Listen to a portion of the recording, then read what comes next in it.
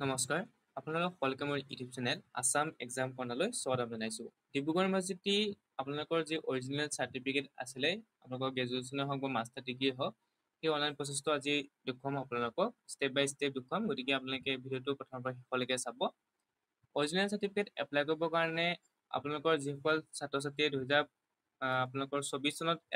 পাছ কৰিছিলে, অৰ্থাৎ 2024 চনত যিসকলে পাছ কৰিছিলে তেওঁলোকে এতিয়া এপ্লাই কৰিব পাৰিব, যিটো আগষ্ট মাহৰ ৰিজাল্টসমূহ দিয়া হৈ গৈছিলে। গতিকে এবছৰ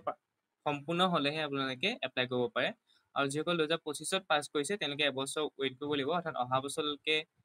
তেওঁলোকৰ যি ৰিজাল্ট ডেট আছিলে 6 ছেমিষ্টাৰ যি ৰিজাল্ট ডেট আছিলে সেই এবছৰ হ'ব লাগিব। সম্পূৰ্ণ এবছৰ হোৱাৰ পিছতে তেওঁলোকে এপ্লাই কৰিব পাৰিব। অহা বছৰ তেওঁলোকে এপ্লাই কৰিব পাৰিব।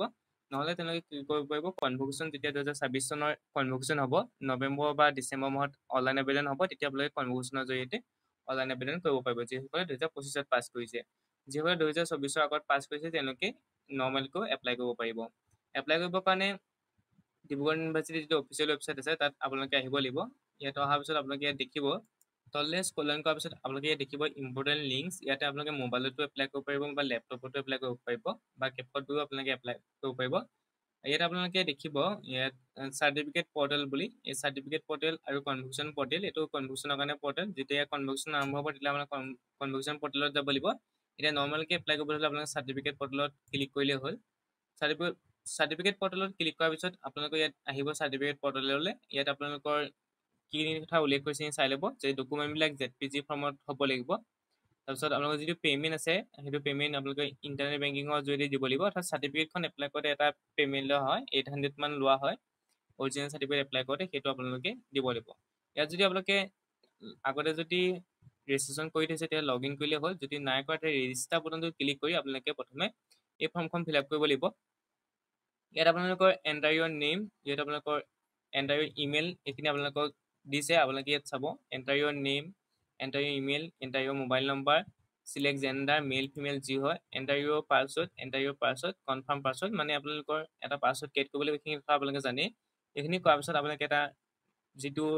আপোনালোকৰ পৰ্টেল আছে পৰ্টেলত এটা একাউণ্ট ক্ৰিয়েট কৰিব লাগিব। একাউণ্টটো ক্ৰিয়েট কৰাৰ পিছতে আপোনালোকে এপ্লাই কৰিব পাৰিব। তাৰপিছত একাউণ্টটো যদি ক্ৰিয়েট হৈ যাব তেতিয়া আপোনালোকে চাইন ইন বুটামটো ক্লিক কৰি আকৌ যিটো ফাৰ্ষ্ট পেজ আছে তাত গৈ আপোনালোকে লগ ইন কৰিব। ইয়াত Dibrugarh university certificate log in to continue, ইয়াত আপোনালোকৰ মোবাইল নম্বৰটো আৰু পাছৱৰ্ডটো দি আপোনালোকে লগ ইন কৰিব লাগিব। লগ ইন কৰাৰ পিছতে আপোনালোকে এপ্লাই কৰিব পাৰিব। গতিকে আপোনালোকে এই প্ৰচেছটো প্ৰথমতে কৰি ল'ব লাগিব। ৰেজিষ্ট্ৰেশ্যন কৰাৰ পিছত আপোনালোকৰ মোবাইল আৰু ইমেইললৈ OTP যাব। সেই ইমেইললৈ আৰু মোবাইললৈ যোৱা OTP আপোনালোকে দি দিব, লগালগ দিব। কেতিয়াবা OTP ইনভেলিড বুলি দেখুৱাব পাৰে, কিন্তু আপোনালোকে লগালগ দিব লাগিব, তেতিয়াহে আপোনালোকৰ হ'ব। আৰু যদি বাৰে বাৰে OTP ইনভেলিড বুলি দেখুৱাই থাকে আপোনালোকে বাৰে বাৰে ৰিচেণ্ড কৰি পেলাই বাৰে বাৰে আপলোড কৰি থাকিব, তেতিয়াহে হ'ব। তেতিয়া কোনোবা সময়ত আপোনালোক পটককৈ হৈ যাব। ইয়াত আপোনালোকৰ অলপ চাৰ্ভাৰ প্ৰব্লেমৰ কাৰণে OTP ইনভেলিড বুলি দেখুৱাই থাকে। আপোনালোকক সঠিককৈ দিয়াৰ পিছতো আপোনালোকৰো হ'ব পাৰে তেনেকুৱা, সেইটো আপোনালোকে বাৰে বাৰে আপলোড কৰি থাকিব। ইয়াত আপোনালোকৰ original certificate, migration certificate, pre degree certificate, provisional certificate, transcript, duplicate, correction, original certificate, duplicate migration certificate, এইখিনি আপোনালোকৰ সকলো আছে। Registration card, duplicate registration card আপোনালোকে এপ্লাই কৰিব পাৰে। সকলো আপোনালোকে ইয়াত এপ্লাই কৰিবৰ কাৰণে ৰেজিষ্ট্ৰেশ্যন কাৰ্ডৰ পৰা সকলো এপ্লাই কৰিব পাৰে। ইয়াত যিকোনো এটা এপ্লাই কৰিব পাৰে, তাতে আপোনালোকে এপ্লাই বুটামটো ক্লিক কৰিলে আপোনালোকে এপ্লাই কৰিব পাৰিব। ইয়াত আপোনালোকে যিসকলে 2025 পাছ কৰিছে তেওঁলোকে প্ৰভিজনেল চাৰ্টিফিকেটো এপ্লাই কৰিব পাৰে। ইয়াত আপোনালোকে এপ্লাই বুটামটো ক্লিক কৰিলে হৈ যায়। মই যিটো অৰিজিনেল চাৰ্টিফিকেট দেখুৱাম, গতিকে এপ্লাই বুটামটো ক্লিক কৰিলে আপোনালোকৰ ইয়াত কৈ দিছে কি কি লাগিব। ইয়াত কৈ দিছে চাই ল'ব, আপোনালোকে পঢ়ি চাব। ইয়াত আপোনালোকৰ যি ডকুমেণ্ট লাগিব সেইখিনি কথা উল্লেখ কৰিছে। মাইগ্ৰেশ্যন কাৰ্ড বা মাৰ্কশ্বিট, গেট শ্বিট লাগিব, এইবোৰ ZPG ফৰ্মেটত হ'ব লাগিব। তাৰপিছত আপোনালোকৰ ৰেজিষ্ট্ৰেশ্যন কাৰ্ড লাগিব, এডমিট কাৰ্ড লাগিব, এইখিনি আপোনালোকৰ লাগিব। তাৰ ফিজখিনি চাব, চাৰ্টিফিকেট ফিজ 950 টকা আপোনালোকৰ নৰ্মেলকৈ এপ্লাই কৰিলে। তাৰপিছত চাৰ্টিফিকেট এণ্ড কনভকেশ্যন ফিজ 1500 টকা। তাৰপিছত যদি if applied after 2 years from the date of passing, মই কৈছোঁ যে আপোনালোকে পাছিং হোৱা এবছৰ পিছতে এপ্লাই কৰিব পাৰে। যদি পাছিং কৰা 2 বছৰ পিছত এপ্লাই কৰে তেতিয়াহ'লে আপোনালোকে 1150 টকা দিব লাগিব। 3 বছৰ পিছত এপ্লাই কৰিলে 1350 টকা, 4 বছৰ পিছত এপ্লাই কৰিলে 1500 টকা, 5 বছৰ পিছত এপ্লাই কৰিলে 1700, 6 বছৰ পিছত 1900, আফটাৰ 7 yearsৰ পিছত এপ্লাই কৰিলে 2050 টকা। আপোনালোকৰ যিমান পুৰণি হৈ গৈ থাকিব আপোনালোকৰ পাছিং ইয়েৰটো, সিমানে আপোনালোকৰ পে'মেণ্টটো বাঢ়ি বাঢ়ি গৈ থাকিব। Original certificate may be handed over to the candidate or the person duly authorized by the candidate whose signature is attached by the candidate. No certificate will be issued to the principal head of the department institution. There is a provision to dispatch certificate registration post to the candidate concerned if the candidate so desires অৰ্থাৎ আপোনালোকৰ চাৰ্টিফিকেটবোৰ আপোনালোকে তাত গৈ যি আপোনালোকৰ branch আছে certificate branch আছে তাত গৈ আপোনালোকে কালেক্ট কৰিব লাগিব যদি আপোনালোকে পোষ্টৰ যোগে ল'ব বিচাৰে তেতিয়াহ'লে আপোনালোকৰ তাত কোনোবা হয়তো আপোনালোক থাকিব লাগিব অথৰিটি থাকিব লাগিব তেতিয়া আপোনালোকে পোষ্টৰ যোগেদি ল'ব পাৰিব নহ'লে আপোনালোকে অৰিজিনেল চাৰ্টিফিকেট তাত গৈ যি চাৰ্টিফিকেট ব্ৰাঞ্চ আছে তাত গৈ আপোনালোকে ল'বগৈ লাগিব কলেজলৈ চাৰ্টিফিকেট নাহে এইটো আপোনালোকে উল্লেখ কৰিছে no certificate will be issue to the principal head of the department institution অৰ্থাৎ আপোনালোকে কলেজলৈ চাৰ্টিফিকেটখন দিয়া নহ'ব এইখিনি কথা আপোনালোকে উল্লেখ কৰিছে চাই ল'ব গতিকে আপোনালোকৰ ইয়াত আপোনালোকে পে'মেণ্টখিনি চাই ল'ব কোনটো আপুনি পাছিং কৰা কিমান বছৰ হ'ল সেইখিনি কথা উল্লেখ কৰিছে গতিকে আপোনালোকে এইখিনি চাই ল'ব গতিকে আপোনালোকে ইয়াত আই হেভ ৰিড দ্য ইনষ্ট্ৰাকশ্যন দি পেলাই কণ্টিনিউ বটনটোত ক্লিক কৰিব ইয়াত আপোনালোকৰ ডিগ্ৰী এপ্লাইড আহিব প্ৰথমটো ষ্টেপ কোনটো ডিগ্ৰী কাৰণে আপুনি এপ্লাই কৰিব বিচাৰে যদি আপোনালোকে বি এ কোনোবা অট'নমাছ কলেজৰ পৰা কৰিছে যেনে জে বি ফৰৱাৰ্ডিং কলেজ তেনেকুৱা অট'নমাছ আছে নৰ্থ লখিমপুৰ কলেজ তাৰপৰা যদি এপ্লাই কৰিছে তেতিয়াহ'লে আপোনালোকে B A from autonomous college B com from autonomous college তেতিয়া আপোনালোকে সেইবোৰ চিলেক্ট কৰিব যদি নৰ্মেল কলেজৰ পৰা এপ্লাই কৰিছে তেতিয়াহ'লে আপোনালোকে বি এ চিলেক্ট কৰিব যদি বি এছ চি হয় বি এছ চি চিলেক্ট কৰিব তেনেকৈ আপোনালোকে মাষ্টাৰ ডিগ্ৰী হ'লে মাষ্টাৰ ডিগ্ৰী চিলেক্ট কৰিব এইখিনি আপোনালোকে তেনেকৈ প্ৰত্যেকটোতে মেনশ্যন কৰি দিয়া আছে আপোনালোকে ইয়াত চালেই হ'ল ইয়াত আপোনালোকৰ সকলো কথা উল্লেখ কৰা আছে গতিকে আপোনালোকে ইয়াত চালেই হ'ল কোনটো কাৰণে আপুনি এপ্লাই কৰিব ইয়াত পঢ়ি চালে আপোনালোকে গম পাব নিজৰ যিটো ডিগ্ৰী আছে ইয়াত আপোনালোকে শ্ব' কৰি দিব গতিকে আপোনালোকে এপ্লাই কৰিব পাৰিব তেনেকৈ আপোনালোকে এপ্লাই কৰিব লাগিব গতিকে মই ইয়াত আপোনালোকৰ এটা ডিগ্ৰী ক্লিক কৰি লৈছোঁ final semester year examination held মন এক্সাম্পল অৰ্থাৎ আপোনালোকৰ কেতিয়া আপুনি পাছ কৰিছে এইটো উল্লেখ কৰিছে ইয়াত আপোনালোকৰ ফাইনেল ছেমিষ্টাৰ ইয়েৰ এক্সামিনেশ্যন অৰ্থাৎ আপোনালোকৰ যিটো 6th ছেমিষ্টাৰ এক্সাম আছিলে এইটো কেতিয়া হৈছে সুধিছে যদি মই আপোনালোকক কওঁ 2025 চন বুলি ইয়াত আপোনাৰ 2025 বুলি ক'লে হয়তো নাহিব এই ফৰ্মেটটো দিছে আপোনালোকৰ চনটো দিবলৈ কৈছে তাৰপিছত আপোনালোকৰ মাহটো দিবলৈ কৈছে যদি আমি দিওঁ তেতিয়াহ'লে এনেকৈ দিবলৈ কৈছে ইয়াত আপোনালোকৰ 25 তাৰপিছত কৈছে date of birth passing date of বাৰ্থটো সুধিছে যদি আমি আগষ্টত দিওঁ তেতিয়া ইয়াৰ পৰা চাবলৈ গৈছে ৰেজিষ্ট্ৰেশ্যন প্ৰভাইডেড ডিব্ৰুগড় ইউনিভাৰ্চিটি ইয়াত আপোনালোকৰ এটা ৰেজিষ্ট্ৰেশ্যন নাম্বাৰ থাকে এইটো আপোনালোকে ডিব্ৰুগড় ইউনিভাৰ্চিটিৰ যিখন ৰেজিষ্ট্ৰেশ্যন কাৰ্ড আছে তাত আপোনালোকে ৰেজিষ্ট্ৰেশ্যন নাম্বাৰ থাকে এই ৰেজিষ্ট্ৰেশ্যন নাম্বাৰটো আপোনালোকে দিব name of the candidate the name must be the same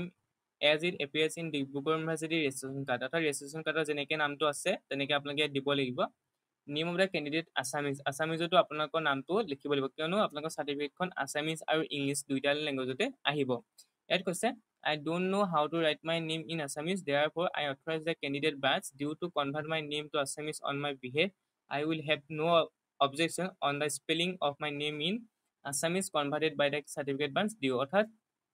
আপুনি যদি অসমীয়া নামটো লিখি নিদিয়ে তেতিয়াহ'লে ডিউ ব্ৰাঞ্চৰ নিজে আছামিজৰ নামটো লিখি ল'ব তেতিয়া যদি কিবা স্পেলিং ভুল হয় তেতিয়া আপোনালোকৰ কিন্তু আপুনি দোষাৰোপ কৰিব নোৱাৰিব ডিব্ৰুগড় ইউনিভাৰ্চিটি গতিকে আপোনালোকে নিজে আছামিজত কিন্তু ইয়াত নামটো লিখি দিব পাৰিব ইয়াতে আপোনালোকে ক্লিক কৰিলে নিজৰ নামটো অসমীয়াত লিখিব পাৰিব ইয়াত কীবৰ্ডখন ওলাই পৰে গতিকে নিজৰ নামটো আপোনালোকে এবাৰ লৈ পেলাই ইয়াত আপোনালোকৰ চব আছে গতিকে আপোনালোকে ইয়াত যিবিলাক অসমীয়া আপোনালোকৰ যুক্তাক্ষৰ আছে সেইবিলাকো আছে গতিকে আপোনালোকে ইয়াত চাই ল'ব নিজৰ নামটো ইয়াত আপোনালোকে মই আপোনালোকে দেখুৱাই দিছোঁ ইয়াত আপোনালোকে ইয়াত ক্লিক কৰি আপোনালোকে নিজৰ নামটো লিখিব পাৰিব ইয়াত আপোনালোকৰ চব আছে গতিকে মই ভাবোঁ সকলোৱে পাৰিবই গতিকে আপোনালোকে ইয়াৰ পৰা চাই নিজৰ নামটো খালি আপোনালোকৰ য'ত আখৰবিলাক আছে সেইকাৰণে আপোনালোকে ইয়াত আপোনালোকে চাব ক'ত আখৰবিলাক আছে ইয়াত আপোনালোকৰ হচৌকা ক'ৰবাত হয়তো আছে এনে লুকাই থাকে গতিকে আপোনালোকে ইয়াত নিজৰ নামখিনি চাবৰ কাৰণে গতিকে আপোনালোকে নিজৰ নামটো এনেকৈ ইয়াৰ পৰা চাই আপোনালোকে ফিল আপ কৰিব লাগিব ইয়াত আপোনালোকৰ সকলো আছে গতিকে আপোনালোকে নিজৰ নামটো ইয়াৰ পৰা চাই আপোনালোকে ফিল আপ কৰি ল'ব গতিকে মই আপোনালোকক সকলো দেখুৱাই নিদিওঁ ইয়াত নাম কেনেকৈ ফিল আপ কৰিব যুক্তাক্ষৰ ইয়াত বিচাৰি পাবই মই কৈ দিলোঁ ইতিমধ্যে ইয়াত আপোনালোকে ক্লিক কৰিলে ইয়াত এনেকৈ স্পেচ দিব পাৰিব ইয়াত এই কাৰ্চনটো ক্লিক কৰিলে যিবিলাক বিচাৰি নাপায় সেইবিলাক বিচাৰি পাব ইয়াতে আপোনালোকে ক্লিক কৰিলে হ'ল এইটোত ক্লিক কৰিলে ব্লেক পেজ ওলাব গতিকে আপোনালোকে তেনেকৈ ক্লিক কৰিব লাগিব ইয়াত এনেকৈ ক্লিক কৰিলে আপোনালোকৰ ইয়াত আপোনালোকে চাব ইয়াত আপোনালোকৰ এনেকৈ কৰি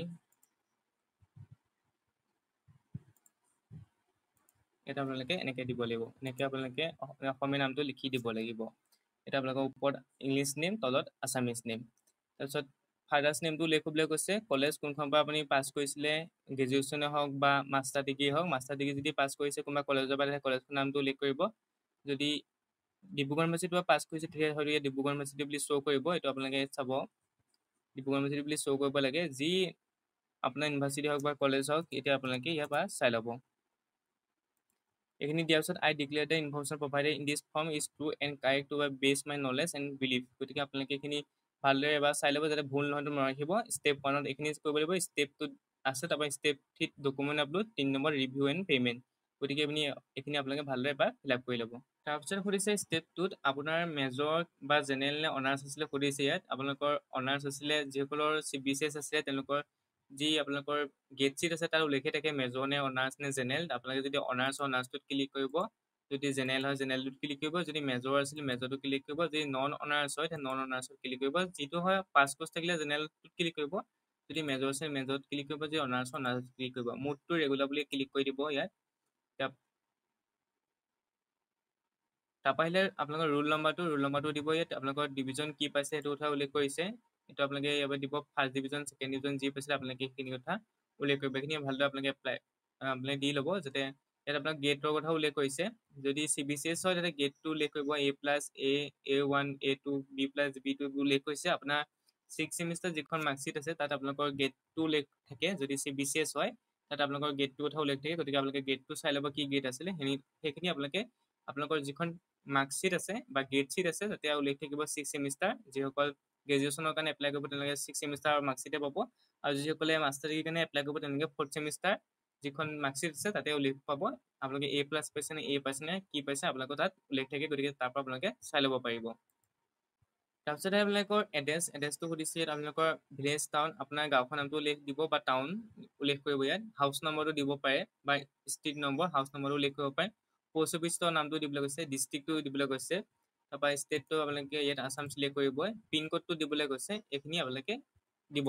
ইয়াত কৈছে I shall collect my certificate from certificate branch Dibrugarh University I want to receive my certificate in the address field provided above I want to receive my certificate in defined postal address অৰ্থাৎ ইয়াত উল্লেখ কৰিছে যদিও হয়তো আপোনালোকৰ চাৰ্টিফিকেটখন কিন্তু Dibrugarh university ব্ৰাঞ্চৰ পৰাই আনিবগৈ লাগিব আপোনালোকে যদি দিব বিচাৰে তেন্তে ইয়াত I want to receive my certificate in the address field provided above অৰ্থাৎ আপোনালোকে যিটো পোষ্টেল এড্ৰেছ দিছে সেইটোত আপোনালোকে ল'ব পাৰে যদি নহয় আপোনালোকে ডিফাৰেণ্ট পোষ্টেল এড্ৰেছ দিব বিচাৰে তেতিয়াহ'লে আপোনালোকে তলত তথ্যখিনি আকৌ পাবলৈ অৰ্থাৎ আপুনি যদি চাৰ্টিফিকেটখন বেলেগ এটা পোষ্টেল এড্ৰেছত দিব বিচাৰিছে তেতিয়াহ'লে এইখিনি আপোনালোকে ফিল আপ কৰিব যদি নহয় আপুনি ওপৰত দিয়া যিটো এড্ৰেছ দিছিলে তাতে আপোনালোকে ল'ব বিচাৰে তেতিয়াহ'লে আপোনালোকে